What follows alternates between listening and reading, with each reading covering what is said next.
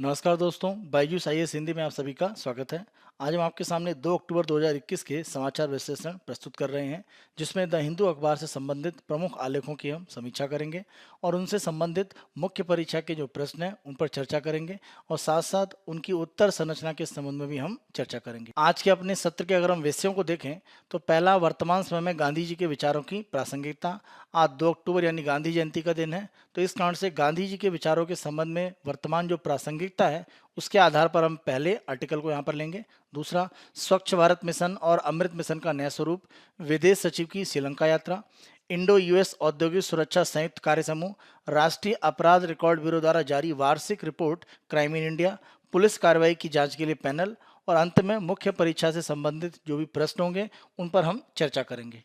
आज के पहले आलेख को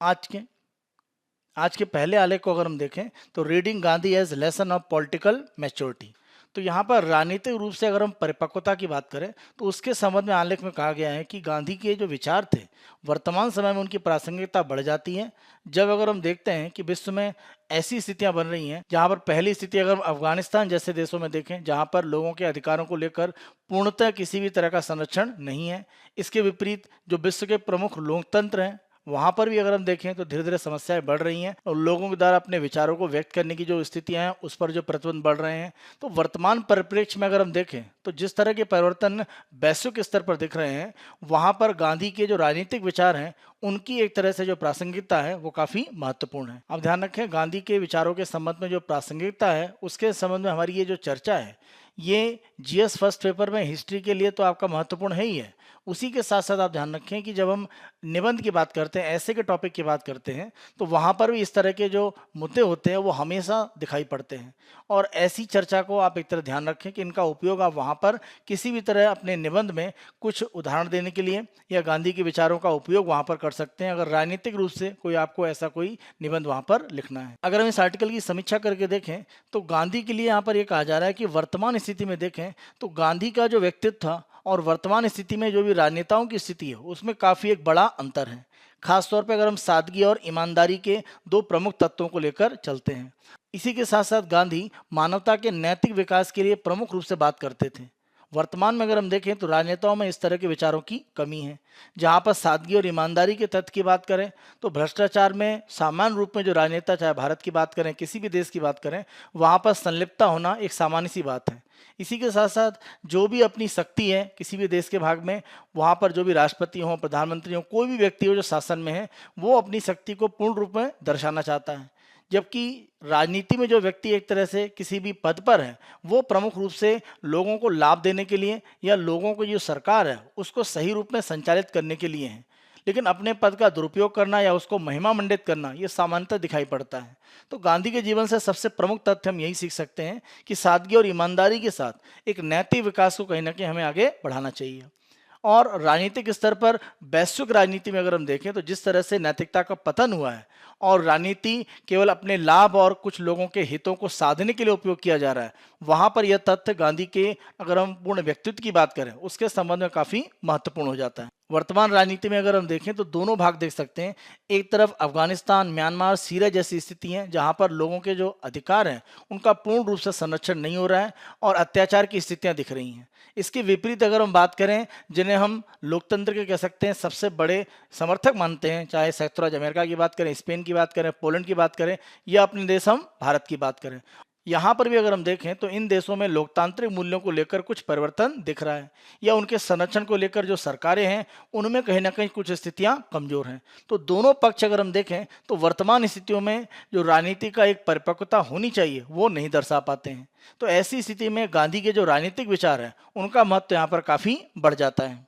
गांधी का राजनीतिक विचार उनके नैतिक एक तरह से जो भाग है उसको प्रमुख रूप से दर्शाता है। उनके विचारों से राजनीतिक और नैतिकता में किसी भी तरह का एक अंतर नहीं है, दोनों साथ साथ हैं और उनको एक साथ मानकर ही हम राजनीति का विकास एक लाभकारी रूप में कर सकते हैं। वर्तमान स्थितियों में आप देखें तो दोनों में बड़ा अंतर है। वर्तमान समय में हम देखें तो राजनीति और नैतिकता का कोई सीधा संबंध नहीं है और दोनों एक दूसरे से काफी दूर हटते जा रहे हैं। और वर्तमान स्थितियों में जो राजनीतिक संकट अलग अलग देशों में दिखता है या लोगों के राजनीतिक अधिकारों का संरक्षण नहीं हो पा रहा है, उसके बड़े कारण के रूप में आप इसी राजनीति और नैतिकता के बीच में जो अलगाव की स्थिति है उसको उत्तरदायी कारण मान सकते हैं। गांधी के द्वारा जो भी विचारधारा एक तरह से अपनाई गई उनको उन्होंने समझा और सीखा और अपने जीवन में अपनाया, और प्रायोगिक रूप में जब वो सफल हुए तभी उसे उन्होंने अन्य लोगों को अपनाने के लिए प्रेरित किया। इसी आधार पर अगर हम देखें तो उनका मानना था कि जो मानवतावादी विचार है उसमें सहानुभूति प्रमुख रूप से आगे बढ़नी चाहिए। अगर ऐसी स्थिति आती है तो किसी भी देश में अगर हम देखें तो अगर मान लीजिए किसी देश में किसी भी तरह का संकट है, वो चाहे राजनीतिक संकट हो या वहाँ पर अत्याचार की स्थितियाँ बढ़ी हैं, तो अन्य देश भी कहीं ना कहीं उसके लिए कार्य कर सकते हैं। तो अगर हम सहानुभूतिपूर्ण एक व्यवहार नहीं रखेंगे मानवतावाद में तो यह संभव नहीं है। इसी के साथ साथ एक बहुलवादी विचारक भी गांधी थे, यानी गांधी कई तरह के अलग अलग जो विचार हैं उनको सम्मिलित रूप में आगे लेकर चलने का बात करते थे। वो किसी एक विचारधारा को पूर्णतः समर्थन नहीं देते थे। तो अगर मान लीजिए राजनीति में अलग अलग विचारधाराएं हैं तो देश में कल्याण के लिए अगर वो विचारधाराएं चल सकती हैं, जहां पर लोगों की कल्याण की बात अलग अलग तरीके से कही जा रही है, तो सभी विचारधाराओं को आगे बढ़ाया जा सकता है। गांधी बहुलवादी विचारक थे और कई प्रकार की विचारधाराओं को आगे लेकर बढ़ना चाहते थे, और सहानुभूतिपूर्ण मानवतावाद को भी एक तरह से वो हमेशा उसका अभ्यास करते थे। जहाँ तक बहुलवाद की बात करें तो धार्मिक रूप में भी आप कह सकते हैं कि अलग अलग धर्मों के जो विचार हैं उनको समन्वय के रूप में देश में अपनाना या वैश्विक स्तर पर अपनाना, उसको लेकर गांधी हमेशा समर्थन करते थे। तो वर्तमान में जो भी धार्मिक स्थितियां आपको वैश्विक स्तर पर दिख रही हैं, जहां पर अलग अलग धर्मों को लेकर आपस में जो वैमनस्य बढ़ रहा है,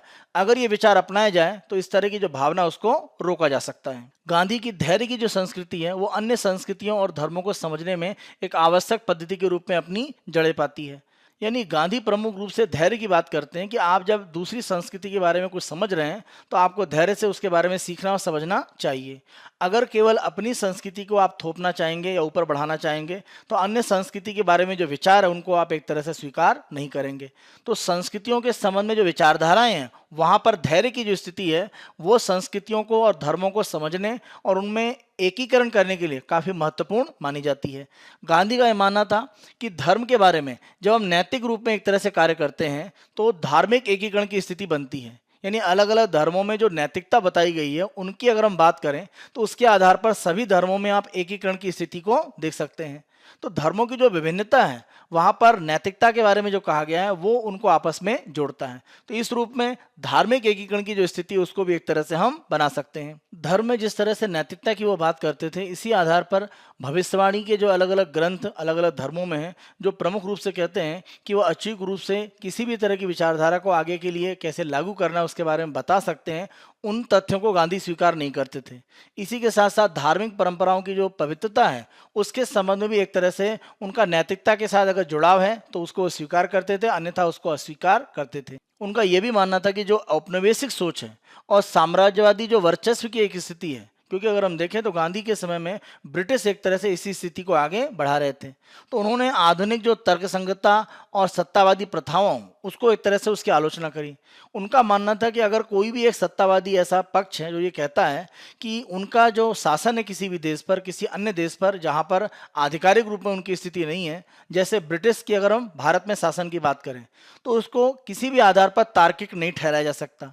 और जो सत्तावादी प्रथाएं हैं और जो सत्तावादी विचार है उसको भी एक तरह से हम किसी भी आधार पर पूर्णतः स्वीकार नहीं कर सकते हैं। इसी आधार पर वो औपनिवेशिक रूप में जो ब्रिटिश का शासन था उसका पूर्णतः विरोध करते थे। किसी भी देश की साम्राज्यवादी या सत्तावादी विचारधाराएं उसको रोकने का एक प्रमुख हथियार ये है कि किसी भी देश में अगर हम व्यक्ति की बात करें या संपूर्ण राष्ट्र की बात करें तो उसके स्वाभिमान को लेकर एक तरह से अगर जागरूकता है तो ये स्थितियां रुक सकती हैं, और वो भारत के इसी स्वाभिमान को जगाने के लिए एक तरह से बात करते थे। तो गांधी इसी आधार पर सत्य और अहिंसा की दो धारणाओं को मिलाकर स्वराज शब्द को एक तरह से बनाते थे। स्वराज शब्द की जब गांधी ने बात करी तो गांधी यहाँ पर प्रत्येक व्यक्ति के लिए एक तरह से बात कर रहे थे, और विश्व के किसी भी देश की बात करें, छोटा से छोटा देश है जो किसी भी दूसरे देश के नियंत्रण में है, वहाँ पर भी उनका अपने राष्ट्र का एक स्वाभिमान है और व्यक्ति का स्वाभिमान है, तो वो आगे बढ़ना चाहिए, उसको गांधी एक तरह से स्वीकार करते थे। इसी आधार पर केवल भारत ही नहीं, जिन देशों पर ब्रिटिश या अन्य देशों का कब्जा था उनकी आज़ादी के लिए वो बात करते थे। गांधी का मानना था कि धर्म, जाति और संस्कृति के आधार पर किसी भी तरह का अगर विभेद भी है देशों के बीच में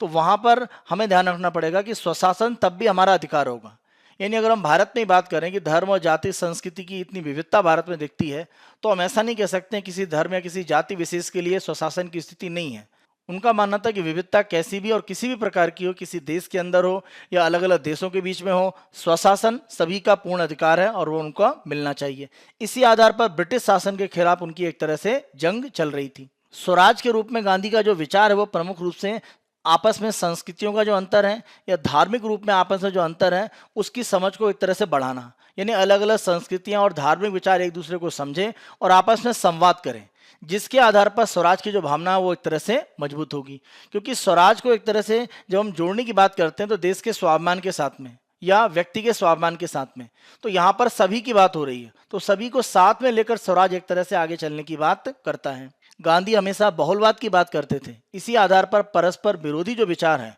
या परस्पर विरोधी जो भी मूल्य हैं उनकी एकता एक तरह से आगे बढ़नी चाहिए, क्योंकि उनका मानना है कि हम अलग अलग विचार है उनको मजबूत देकर एक तरह से किसी भी देश में स्वराज की जो भावना या स्वशासन की जो भावना है उसको मजबूती प्रदान कर सकते हैं। तो यहाँ पर परस्पर विरोधी मूल्यों को बराबर एक तरह से मान्यता स्थापित करना ये इनका प्रमुख आधार था। वर्तमान स्थिति में आप देखें तो वैश्विक स्तर पर अलग अलग जो देशों में धार्मिक रूप में या सांस्कृतिक रूप में जो विचार हैं वो एक दूसरे को स्वीकार नहीं करना चाहते हैं और इसी आधार पर आपस में जो कटुता है वो बढ़ी है। जब हम एक दूसरे के विचार, एक दूसरे की संस्कृति, उसका सम्मान करेंगे और अलग अलग विचारों को जब हम बराबर का एक तरह से दर्जा देंगे तब हम कह सकते हैं कि हम बहुलवाद की स्थिति को आगे बढ़ाएंगे और एक दूसरे को मजबूती प्रदान करते हुए। और इसके आधार पर अगर हम देखें तो प्रमुख रूप से सह-अस्तित्व की जो भावना है वो एक तरह से काफ़ी मजबूती से आगे बढ़ सकती है। और जब तक हम सह-अस्तित्व की भावना को स्वीकार नहीं करेंगे, हम किसी भी जगह पर वैश्विक रूप में शांति की स्थापना की अगर हम बात करते हैं तो वो बेमानी होती है।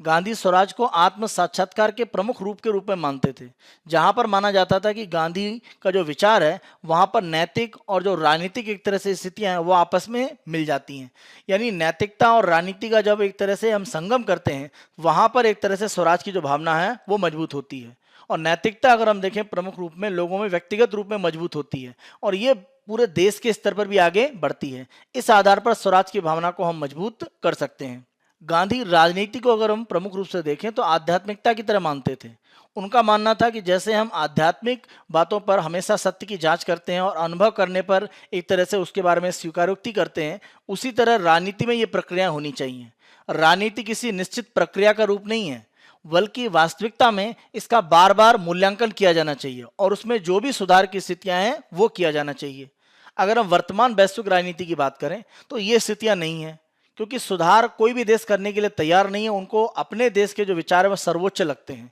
तो जहां पर भी अगर स्थितियां लगती हैं कि लोगों के हितों में काम नहीं हो रहा है तो वहां पर सुधार करने की गुंजाइश रखनी चाहिए। और इसीलिए राजनीति में आध्यात्मिकता की जो स्थिति है उसको गांधी लेकर आते हैं और वो कहते हैं कि जो भी एक तरह से मूल्यांकन हो सकता है वो किया जाए और उसके आधार पर जो अंतिम परिणाम निकलता है, अगर कुछ कमियां हैं तो वो सुधार किया जाए। इस रूप में गांधी आध्यात्मिकता को राजनीति के साथ में जोड़ने का प्रयास करते हैं। किसी भी देश में जब हम स्वतंत्रता की बात करते हैं तो गांधी कहते हैं कि स्वतंत्रता का अर्थ केवल राजनीतिक रूप में नहीं है,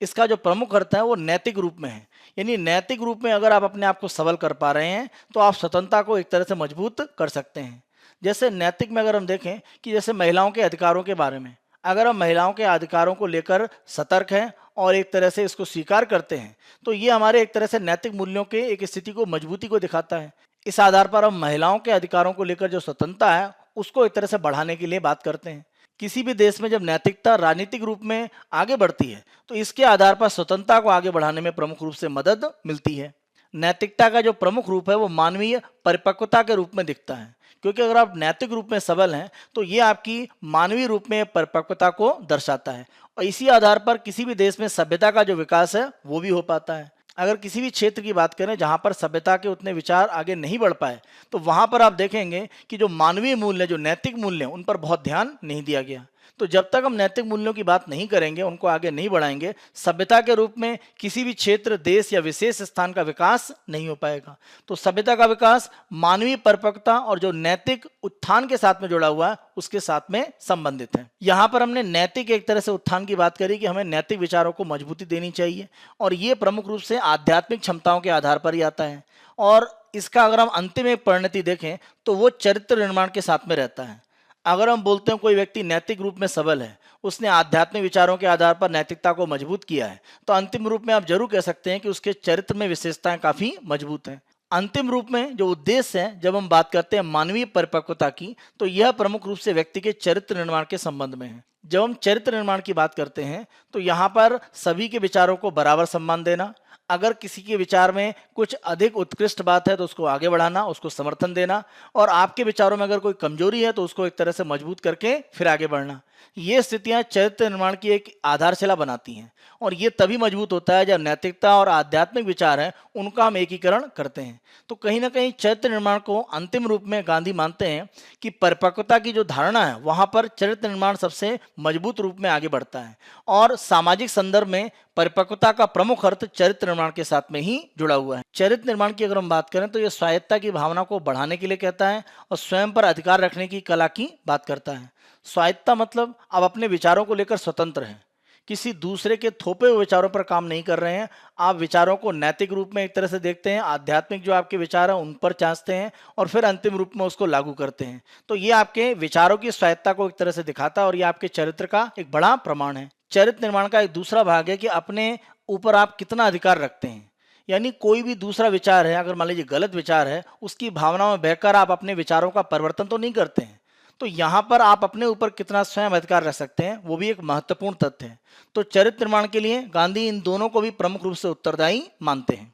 स्वायत्तता और स्वयं पर अधिकार की स्थिति जब मजबूत होती है तो परिपक्वता एक तरह से आती है, क्योंकि चरित्र निर्माण की स्थिति को आप अंतिम रूप में बना रहे होते हैं। और इसी आधार पर आप देखें कि सामाजिक क्षेत्र में आपका जो जीवन है वो भी एक तरह से मजबूत होता है, और ये प्रमुख रूप से गांधी के राजनीतिक और जो शैक्षणिक विचार है उनको स्थापित करता है। क्योंकि जब आप स्वयं पर अधिकार रखने की बात करते हैं, स्वायत्तता की बात करते हैं, तो स्वायत्तता का एक दूसरा अर्थ ये भी है कि आप स्वावलंबन की एक भावना के साथ में भी जुड़ते हैं। स्वावलंबन का मतलब आर्थिक रूप में एक तरह से आप स्वयं पर निर्भर होने की स्थिति करते हैं और अन्य लोगों को भी आर्थिक रूप में आत्मनिर्भर बनाने का प्रयास करते हैं, और ये भावना कहीं ना कहीं आर्थिक रूप में अर्थव्यवस्था में एक महत्वपूर्ण योगदान करती है। तो गांधी के जो विचार हैं वो राजनीतिक और शैक्षणिक जो उनके विचार हैं उनके आगे जो स्थापना होती है उसके लिए प्रमुख रूप से परिपक्व व्यक्ति की एक तरह से वो बात करता है। किसी व्यक्ति के चरित्र में अहंकार की जो भावना है उसका एक तरह से नाश संपूर्ण रूप में होना चाहिए, क्योंकि अहंकार आपको सर्वश्रेष्ठ केवल बताता है और अन्य लोगों की सर्वश्रेष्ठता को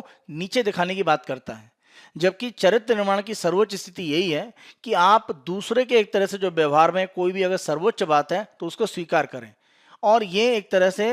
अहंकार की भावना से बिल्कुल विपरीत विचार है। वर्तमान में अगर आप देखें, अमेरिका की बात करें या अन्य विकसित देशों की बात करें, तो विकासशील देश या अल्पविकसित देशों के जो अधिकार है, खासतौर पर कृषि क्षेत्र की बात करें या अन्य प्रकार के जो अधिकार हैं उनको लेकर वो बहुत ज़्यादा संवेदनशील नहीं है। तो ये कहीं ना कहीं अहंकार की स्थिति दिखाती है, जहाँ पर वो हमारे या विकासशील देशों के जो अधिकार है उनको लेकर उतने संवेदनशील नहीं है। जब भी इस प्रकार की संवेदनशीलता आती है जहाँ पर अहंकार की भावना नहीं है, सभी को बराबर हम सम्मान की बात करते हैं और सभी के अधिकारों के संरक्षण की बात करते हैं, तो वैश्विक स्तर पर एक शांति की स्थापना और सभी के अधिकारों का संरक्षण होना ये काफ़ी हद तक संभव है। इन विचारों को अगर हम देखें तो वर्तमान स्थिति में काफ़ी प्रासंगिक हो जाते हैं। वर्तमान स्थिति में वैश्विक स्तर पर अगर हम विकसित देशों की बात करें या विकासशील देशों की बात करें, उनके द्वारा अगर प्रमुख रूप से अन्य देशों के जो भी कह सकते हैं अधिकार हैं उनके संबंध में अगर किसी भी तरह के संरक्षण की बात की जाए तो वैश्विक स्तर पर काफ़ी प्रमुख समस्याओं का हल किया जा सकता है। या छोटे देश जो विकसित देशों से आर्थिक रूप में काफ़ी कमज़ोर हैं, वहाँ पर एक तरह से विकास की जो स्थितियाँ हैं उसको लेकर अगर वो संवेदनशील हो पाएँ, और ये उनकी अहंकार की जो भावना उसको कम करके ही एक तरह से हो सकता है। अगर एक देश समझता है कि वो सबसे ज़्यादा विकसित है और अन्य देशों के बारे में एक गलत विचार रखता है, तो ये आपस में संतुलन की स्थिति को नहीं बनाता है। तो गांधी इसी विचार को कहते हैं कि अहंकार की जो भावना है वो व्यक्तिगत या देश के स्तर पर एक वैश्विक शांति या विश्व शांति के लिए कहीं ना कहीं सबसे बड़ा खतरा है, तो उसको दूर करने की प्रमुख आवश्यकता है। गांधी के द्वारा परिपक्व और कर्तव्यनिष्ठ राजनीति की बात की गई, और अगर इस भावना से हम आगे बढ़ते हैं तो वैश्विक स्तर पर वर्तमान में जो राजनीतिक मुद्दे या चुनौतियाँ हैं उनको हल करने में हम काफ़ी बड़े पैमाने पर सफल हो सकते हैं। और इसके लिए आवश्यकता यही है कि परिपक्वता, सभी के विचारों को बराबर महत्व देने की।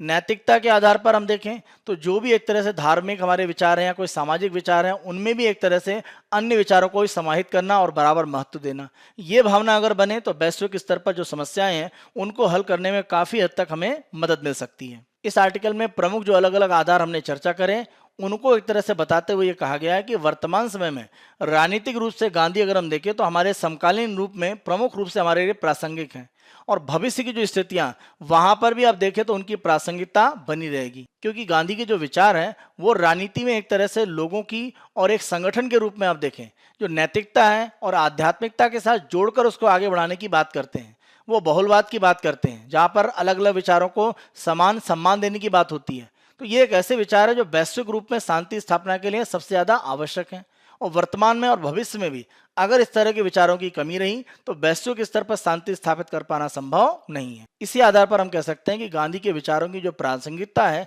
वो तात्कालिक और भविष्य दोनों आधार पर मजबूती से बनी रहेगी। हम अपनी अगली न्यूज पर आते हैं, और यहाँ पर प्रधानमंत्री नरेंद्र मोदी जी के द्वारा दो पुरानी योजनाओं के जो नए रूप है उनको शुरू किया गया है। यहाँ पर स्वच्छ भारत मिशन का जो शहरी रूप है वो आगे बढ़ाया गया है, और Atal mission for rejuvenation and urban transformation, जिसको हम अमृत मिशन भी बोलते हैं, वहां पर सरकार के द्वारा एक तरह से नए इसके जो मिशन का रूप है वो सामने लाया गया है। तो उसी के संबंध में आर्टिकल में प्रमुख रूप में चर्चा की गई है।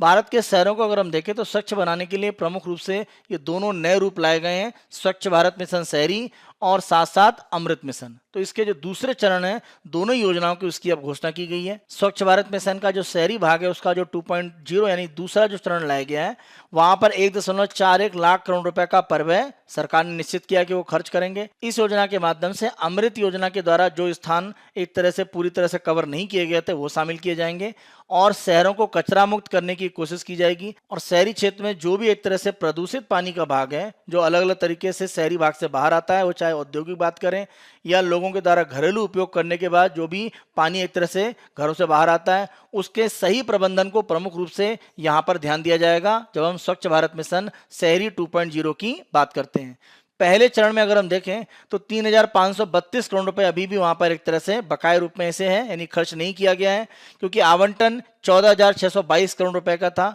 और जो एक तरह से प्रमुख रूप से जारी किया गया पैसा वो था 11,090 करोड़ रुपए। सबसे बड़ी जो समस्या यहाँ पर देखी जा रही है कि शहरी क्षेत्रों में जो भी एक तरह से कचरे के निस्तारण की जो क्षमता है वो एक तरह से जितना कचरा उत्पादित हो रहा है उसकी तुलना में कम है। जैसे अगर हम आंकड़ा देखें तो लगभग 1.4 लाख टन जो कचरा उत्पन्न हो रहा है उसको संसाधित करने के लिए हमारे पास क्षमता नहीं है, क्योंकि हमारी जो क्षमता है वो केवल 1 लाख टन है। यानी जो बचा हुआ 40,000 टन है वो अतिरिक्त रूप में एक तरह से शहरी क्षेत्रों में इकट्ठा होता है, और यही शहरी क्षेत्रों में जब हम कचरा मुक्त करने की बात करते हैं शहरों को, उसको सबसे बड़ी समस्या के रूप में दिखाता है। तो उसको दूर करने के लिए इस नए जो 2 मिशन बनाए गए वहां पर प्रयास किया जाएगा। यहाँ पर जो एक बड़ा परिवर्तन किया गया है कि जिसे हम परिपत्र अर्थव्यवस्था या जिसको हम बोलते हैं कि सर्कुलर यानी चक्रीय जो अर्थव्यवस्था है उसका एक तरह से विचार यहाँ पर सामने लाया जा रहा है। चक्रीय अर्थव्यवस्था का मतलब ये है कि रिसाइकिल करने की एक जो प्रक्रिया है उसको आगे बढ़ाया जाए, यानी जो भी एक तरह से ठोस और तरल अपशिष्ट है उसको एक तरह से अर्थव्यवस्था में किस तरह से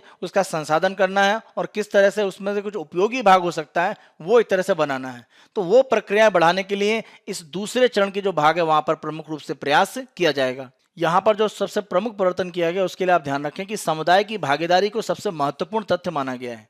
क्योंकि यहाँ पर यह कहा गया कि जब तक लोगों की भागीदारी नहीं होगी एक तरह से स्थितियां सुधरना आसान नहीं है, क्योंकि कचरा जो लोगों के पास घरों से बाहर निकलता है उसका किसी भी तरह से उसको रिसाइकिल करना या उसका पुनर्चक्रण करने की जो प्रक्रिया वहां पर पहुंचना जरूरी है। इसके लिए लोगों को अगर हम कुछ आर्थिक लाभ की स्थिति देते हैं या कुछ प्रोत्साहन की स्थिति देते हैं तो वो बढ़ सकता है। यानी आपके द्वारा अगर कचरे की स्थितियां सही की जाती हैं तो उसको कुछ प्रोत्साहन के रूप में अगर आप लोगों को देंगे तो ये कचरे के संसाधन की जो प्रक्रिया है उसको मजबूत करेगा। ये विचार भी एक तरह से रखा गया है। इसके लिए प्रमुख रूप से नगर पालिका से ये कहा जा रहा है कि जो प्लास्टिक और जो इलेक्ट्रॉनिक कचरा है उसको नियंत्रित करने वाले जो नियम है वो एक तरह से अलग से बनाए जाए, क्योंकि जो भी कचरा है जैसे घरेलू जो कचरा निकलता है घर में मान लीजिए खाना बनाने के बाद वो, और साथ साथ इलेक्ट्रॉनिक या प्लास्टिक रूप में जो कचरा है उसमें एक विविधता या अंतर है। तो वो अंतर हमें देखने की आवश्यकता है, क्योंकि हम सभी कचरे को एक साथ नहीं ला सकते हैं, क्योंकि कुछ कचरे ऐसे होते हैं जिनको हम जैविक रूप में संसाधित कर सकते हैं, कुछ ऐसे हैं जिनका जैविक रूप में संसाधित होना संभव नहीं है,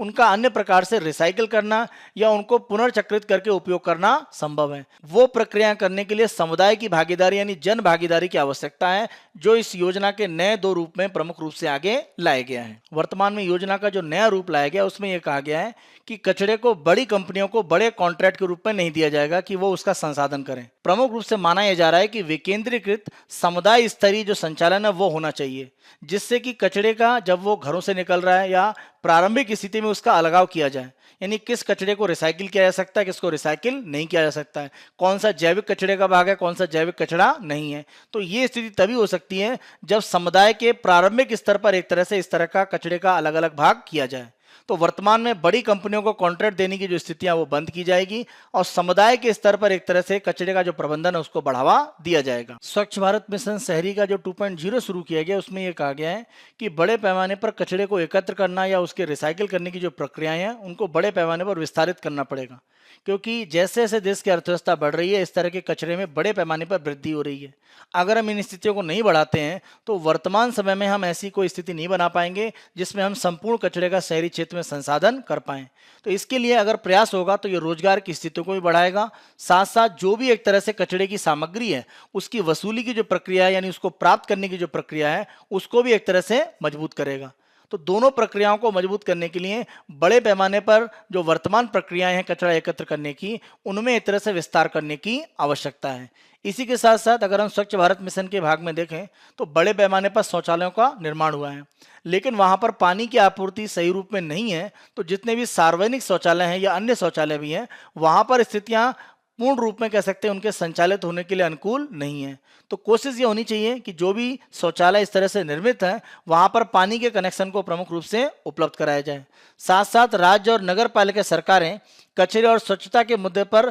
प्रमुख रूप से काम कर सकती हैं, क्योंकि सामुदायिक स्वामित्व की जब हम बात करते हैं तो राज्य और नगर पालिका यानी राज्य के स्तर पर और स्थानीय निकाय, उसमें उन दोनों की सबसे बड़ी भूमिका है। तो इनको शामिल करके हम कचरे के जो संसाधित करने की प्रक्रियाओं को नए रूप में लाना चाहते हैं उसमें प्रमुख रूप से हम सफल हो सकते हैं। जो हम बात करते हैं खुले में शौच मुक्त प्लस यानी ओपन डेफेकेशन प्लस की अगर हम बात करें तो इसका मतलब यह है कि शहरी क्षेत्र में खुले में शौच का कोई भी मामला नहीं होना चाहिए और सभी सार्वजनिक शौचालयों में एक तरह से बनाए रखना, उनकी कार्य करने की जो स्थिति है वो बनी रहे। इसके लिए जैसा हमने पीछे डिस्कस किया कि प्रमुख रूप से पानी का कनेक्शन उपलब्ध कराना ये आवश्यक है, तभी ओडीएफ प्लस या खुले में शौच मुक्त प्लस का जो दर्जा है वो शहरी क्षेत्रों में प्राप्त करने में आसानी होगी। इसी के साथ साथ योजना में लक्ष्य रखा गया है कि जो 4700 शहरी स्थानीय निकाय हैं वहां पर 100% नल से पानी की आपूर्ति एक तरह से सुनिश्चित की जाएगी और जो 500 अमृत शहर हैं वहां पर सीवर की जो व्यवस्था है और सेप्टिक टैंक की जो व्यवस्था है उसको एक तरह से मजबूती से स्थापित करने के लिए यहाँ पर लक्ष्य रखा गया है।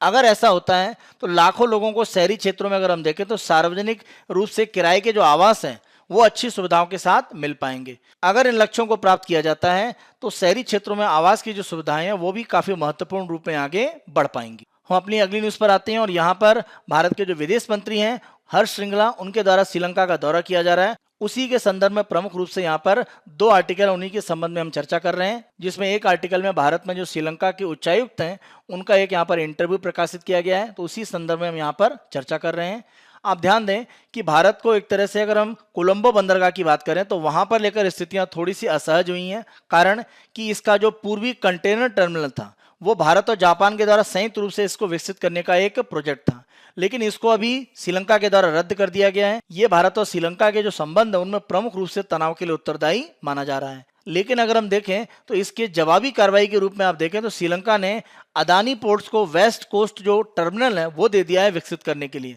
तो माना जा रहा है कि भारत की जो नाराजगी यहाँ पर पूर्वी कंटेनर टर्मिनल का जो उन्होंने कॉन्ट्रैक्ट कैंसिल किया था भारत और जापान का श्रीलंका सरकार के द्वारा, उसके बाद भारत की स्थिति को थोड़ा सा सामान्य करने के लिए श्रीलंका सरकार के द्वारा ये प्रयास किया गया है कि अदानी पोर्ट्स को एक दूसरा स्थल दे दिया गया है जो वो डेवलप करेंगे पूर्वी की जगह पश्चिमी। तो ये संबंधों में जो एक खटास की स्थिति दिख रही थी उसको थोड़ा सा कम करेगा।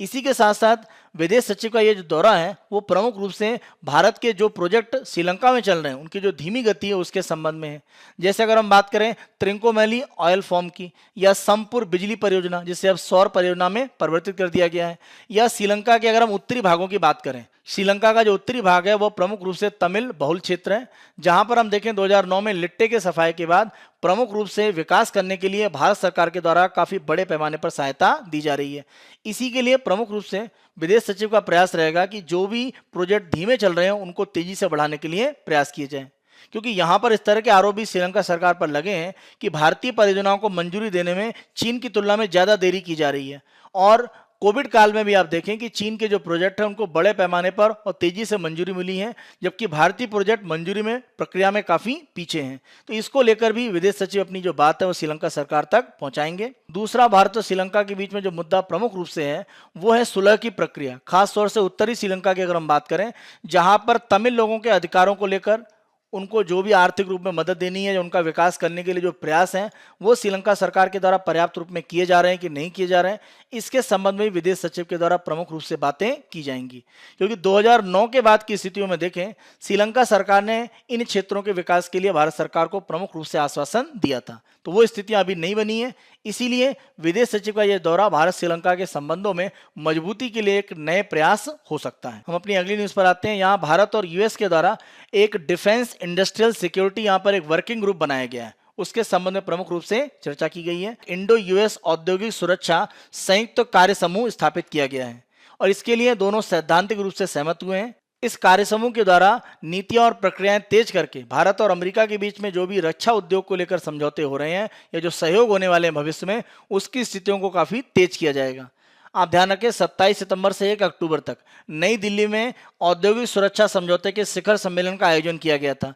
इस कार्य समूह को लेकर जो सहमति है वो एक तरह से बनी थी जब भारत में यह सम्मेलन आयोजित किया गया था, और इस सम्मेलन का प्रमुख उद्देश्य ये था कि जो भी एक तरह से क्लासिफाइड सूचनाएं, वर्गीकृत सूचनाएं जिनको माना जाता है कि उन्हें पब्लिक डोमेन में नहीं डालना है, उन सूचनाओं का कैसे आदान प्रदान किया जाए, इसके लिए क्या प्रोटोकॉल यानी किस तरह के जो नियम कानून है वो विकसित किए जाएं, जिससे कि दोनों देश में जो रक्षा क्षेत्र की संस्थाएं हैं वो रक्षा उद्योग में आपस में सहयोग कर सकें और आपस में सूचनाएं एक दूसरे के साथ आदान प्रदान कर सकें। इसके लिए प्रमुख रूप से यह कार्य समूह कार्य करेगा। हम अपने अगले आर्टिकल पर आते हैं और ये महामारी के समय यानी कोविड काल में अपराध की जो स्थितियां उसको लेकर एक तरह से यहाँ पर चर्चा करता है। क्योंकि आप ध्यान रखें कि सितंबर के मध्य में ही राष्ट्रीय अपराध रिकॉर्ड ब्यूरो ने वार्षिक रिपोर्ट जारी करी है भारत में अपराध के संबंध में, यानी क्राइम इन इंडिया। इसमें प्रमुख रूप से कहा गया है कि तमिलनाडु, केरल और दिल्ली की अगर हम बात करें तो अपराध दर यहाँ पर सबसे ज्यादा है, यानी प्रति 1 लाख व्यक्तियों पर अपराध के जो मामले दर्ज हुए हैं उनकी अगर हम बात करें। लेकिन ये जो यहाँ पर स्थिति दिख रही है कि इन राज्यों में सबसे अधिक एक तरह से अपराध की दर दिख रही है, लेकिन इसका मतलब ये नहीं है कि इन राज्यों में अपराध के जो केस हैं वो सबसे ज्यादा रजिस्टर हुए हैं। यह एक विपरीत स्थिति दिख रही है कि तमिलनाडु, केरल राज्य की बात करें या हम राजधानी शहर दिल्ली की बात करें, यहाँ पर केसों की जो दर्ज करने की स्थिति है वो बहुत बड़ी नहीं है, लेकिन यहाँ पर जो अपराध दर है वो उच्चतम रूप में दिखाई पड़ रही है। तो ये एक तरह से जो कह सकते हैं कि असंगत यहाँ पर जो आंकड़ा है उसको लेकर एक तरह से सवाल उठाए गए हैं। इसी के साथ साथ 2020 में अगर हम देखें, महिलाओं के खिलाफ जो अपराध है उनके मामलों में 8.3% की गिरावट आई है, जिसमें अगर हम देखें सबसे ज्यादा 30.2% जो गिरावट है ये पति या उनके जो रिश्तेदार हैं उनके द्वारा महिलाओं पर जो क्रूरता की जाती है उस श्रेणी में। जबकि अगर हम कोविड काल में देखें तो माना यह गया है कि स्थितियां लॉकडाउन के समय में खराब हुई थी और महिलाओं के एक तरह से ऊपर जो अत्याचार या घरेलू हिंसा की जो स्थितियां उसमें एक वृद्धि हुई थी, क्योंकि कोविड काल में लोग घरों पर थे और माना गया कि इस कारण से जो स्थितियां हैं वो थोड़ी सी खराब हुई। यहाँ पर अगर हम प्रमुख रूप से राष्ट्रीय महिला आयोग के आंकड़े देखें तो माना यह गया कि जो भी एक तरह से घरेलू हिंसा की शिकायतें उनकी संख्या बढ़ी है, और जून 2020 तक के जो आंकड़े यहाँ पर राष्ट्रीय महिला आयोग के पास हैं, माना गया कि 10 वर्ष का ये उच्चतम स्तर था। लेकिन इसके विपरीत अगर हम देखें तो जो यहाँ पर क्राइम रिकॉर्ड ब्यूरो का जो आंकड़ा आ रहा है उसमें माना गया है कि महिला के खिलाफ अपराधों की जो स्थिति उसमें गिरावट आई है। तो यहाँ पर एक तरह से अगर हम बात करें तो राष्ट्रीय महिला आयोग और एनसीआरबी यानी नेशनल क्राइम रिकॉर्ड ब्यूरो, इनके जो डाटा है उनमें एक तरह से बेमेल दिखाई पड़ रहे हैं या अंतर है। तो ये अंतर किस लिए, इसको प्रमुख रूप से बताने की आवश्यकता है। कोविड काल में आप देखें कि जो मामले एक तरह से दर्ज हुए उन मामलों की संख्या एक तरह से बढ़ी है, और इसका प्रमुख कारण यह माना जाता है कि जो भी एक तरह से लॉकडाउन की स्थितियां थी या सोशल डिस्टेंसिंग की जो स्थितियां थी उनको स्थापित करने, उनको बनाए रखने के लिए जो मामले थे वो प्रमुख रूप से थे, क्योंकि इसका जब लोगों ने उल्लंघन किया तो उनके खिलाफ कानूनी कार्रवाई की गई। तो इसीलिए माना गया कि 2019 की तुलना में 2020 में 28% एक तरह से केस ज्यादा रजिस्टर हुए। लेकिन इसका बड़ा कारण लॉकडाउन के समय की स्थितियों को पालन कराने में जो वहां पर प्रशासन कार्य कर रहा था वो प्रमुख रूप से उत्तरदायी कारण था। माना यह गया कि लोक सेवक के द्वारा विधिवत रूप में जो भी आदेश था उसका जो उल्लंघन किया गया उनके मामलों में 21 गुना वृद्धि हुई, और राज्य के स्थानीय निकायों के जो कानून है वहां के उल्लंघन के जो मामले हैं कोविड काल में हम देखें तो लगभग 4 गुना बढ़े। इसी कारण से जो रजिस्टर केस है उनकी संख्या एक तरह से बढ़ी हुई दिख रही है। अगर हम आर्थिक अपराधों की बात करें तो इनकी पंजीकरण संख्या में 2019 की तुलना में लगभग 12% की कमी आई है, जबकि साइबर अपराधों की संख्या में 11.8% की वृद्धि हुई है। तो साइबर अपराध की जो वृद्धि है उसके लिए सख्त कानून प्रवर्तन की आवश्यकता है, जिससे कि इसकी बढ़ती प्रवृत्ति को रोका जा सके। क्योंकि भारत में आप जैसे जैसे डिजिटल इंडिया की बात कर रहे हैं या डिजिटल करेंसी की बात की जा रही है,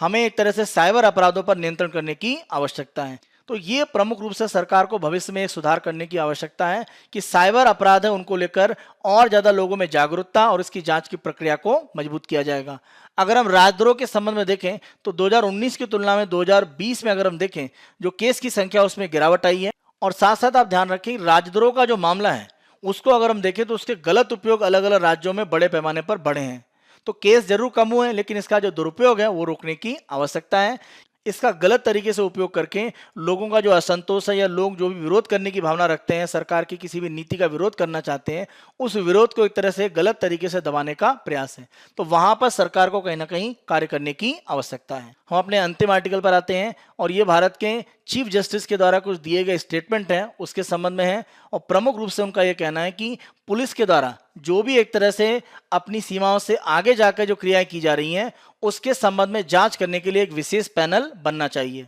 मुख्य न्यायाधीश का ये जो बयान है ये वर्तमान परिप्रेक्ष्य में काफी महत्वपूर्ण हो जाता है, क्योंकि गोरखपुर में जो घटना हुई है जहां पर एक व्यापारी की मृत्यु हुई है और माना जाता है कि पुलिस कार्रवाई गलत तरीके से हुई, उसका ये परिणाम था। तो उसी आधार पर मुख्य न्यायाधीश का मानना है कि इस तरह की जो घटनाएं हैं उनके संबंध में जो स्थितियां हैं वो बढ़ रही हैं, इसीलिए एक विशेष पैनल बनाकर इसकी जांच करने की प्रक्रियाओं को बढ़ाया जाना चाहिए। आज की चर्चा के आधार पर हमारी जो मुख्य परीक्षा के प्रश्न हैं उनको हम देखते हैं। गांधी जी के विचार हमारी दुनिया के लिए इतने प्रासंगिक और सार्थक बन जाते हैं कि उनकी राजनीतिक विरासत और उनका दार्शनिक महत्व दुनिया भर में लाखों लोगों को असमानता, अन्याय और ऐतिहासिक गलतियों के खिलाफ लड़ने के लिए प्रेरित करता है। टिप्पणी करें। 15 अंकों का यह आपका प्रश्न है और 250 शब्दों में से आप लिखने का प्रयास कीजिएगा। अगर उत्तर की संरचना हम देखें, गांधी जी के विचारों को प्रस्तावना में आप बताकर वर्तमान स्थितियों में जो प्रासंगिकता है वो एक तरह से चर्चा करेंगे। मुख्य भाग में प्रमुख विचारों की चर्चा करेंगे। वर्तमान प्रासंगिकता जो वर्तमान स्थितियां हैं उनको देखकर क्या क्या है वो आप बताएंगे। खासतौर पर जो राजनीतिक स्थितियां अलग अलग देशों में और वैश्विक स्तर पर जो शांति की स्थिति है उसको लेकर एक तरह से आप प्रासंगिकता गांधी जी के विचारों के संबंध में बता सकते हैं। निष्कर्ष में आप बता सकते हैं कि विश्व शांति और सह अस्तित्व के लिए गांधी जी के विचारों का जो महत्व है वर्तमान में और अधिक बढ़ जाता है। मुख्य परीक्षा अभ्यास प्रश्न में दूसरे प्रश्न को हम देखते हैं। शहरी भारत में परिवर्तन के लिए एक चक्रीय अर्थव्यवस्था की ओर समुदाय आधारित कदमों की आवश्यकता है। चर्चा करें। 250 शब्दों में आप लिखने का प्रयास कीजिएगा। 15 अंक। उत्तर की संरचना, भूमिका नए और पुराने रूप की योजना की चर्चा करें। जैसे नए रूप में अगर हम देखें योजना में स्वच्छ भारत मिशन हो या अमृत योजना हो, वहां पर सामुदायिक भागीदारी को महत्वपूर्ण रूप में आगे बढ़ाया गया है। मुख्य भाग में आपको बताना है योजना के पुराने रूप में समस्याएं बताना, नए रूप में क्या परिवर्तन है, समुदाय के स्तर पर भागीदारी को प्राथमिकता देना। और निष्कर्ष में आप बता सकते हैं कि सामुदायिक भागीदारी सबसे महत्वपूर्ण रूप में स्वच्छ शहरी क्षेत्र के विकास के लिए आवश्यक है। तो इस रूप में आप अपने इन प्रश्नों को लिखने का प्रयास कीजिएगा। यह हमारा 2 अक्टूबर 2021 का समाचार विश्लेषण था। आने वाले दिनों में अन्य दिनों के समाचार विश्लेषण हम आपको इसी तरह से उपलब्ध कराते रहेंगे। बाईजूस IAS हिंदी को आप बहुत पसंद कर रहे हैं। अधिक से अधिक संख्या में लाइक करें, शेयर करें और सब्सक्राइब करना ना भूलें। धन्यवाद।